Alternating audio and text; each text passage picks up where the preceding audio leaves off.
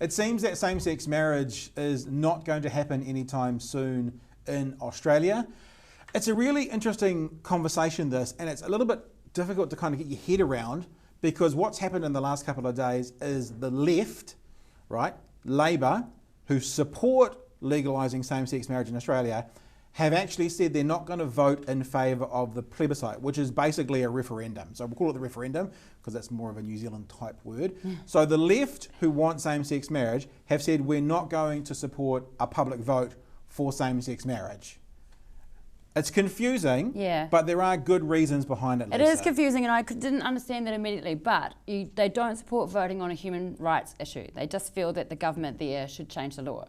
Well, what the right is doing, and the other thing confusing about Australia is the left is Labor and the right are the Liberals. Okay, that is confusing. Well, it's back to neoliberalism, which is kind of far right, but we think about liberal today as being left, but the right in America are the Liberals. I don't know what that is, but it does make them sound like backwards hicks, that they can't just have gay marriage already. Well, yes, I think that's kind of a fair point. So the Liberals, the right, don't want same-sex marriage. Now, I am generalising, but typically don't support same-sex marriage. So what they've done is they've offered this referendum, this plebiscite, and they've said, we'll let the public speak about this. And Malcolm Turnbull has come out very clearly saying the public has to speak to this.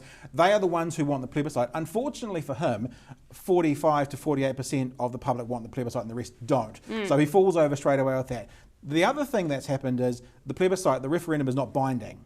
So the fears are that even if the public come out and say, yes, we want same-sex marriage, that'll make no difference. It'll make no difference at all. And plus, isn't it just like our flag referendum? It's a huge amount of money to spend on something that most people already think they know what they want. Yeah, so these are the numbers, right? So 48% of Australians want the plebiscite, they want the referendum.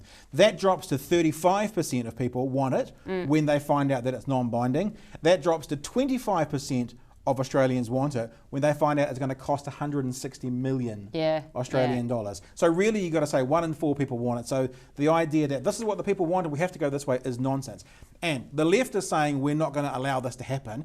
We don't vote, and I'm paraphrasing here, right? But we don't vote on something that's seen as a civil right or a human right, you know, because that's not down to majority opinion. Ironically, the majority opinion in Australia, 60% of Australians want same-sex marriage. So it is actually already a majority position, but to vote on something that is seen as a civil or a human right is kind of, I mean, what do? Do you know, are African Americans allowed to use the drinking tap? Let's vote on that. No, you don't vote on that kind of thing. Should we stop beating women? There's also a thought in some circles that to vote on who someone is, you know, the LGBT community, and to come back with a negative could be very harmful to the mental health of some within that community as well. If they're being told by the public, you're not valid, your relationship is not valid, and then by the government that we're not going to validate it, that could actually be really harmful as well. So all they need to do is look over here and see that, you know, blood did not rain from the skies when we legalised gay marriage. Just gay people got married. That was all that happened.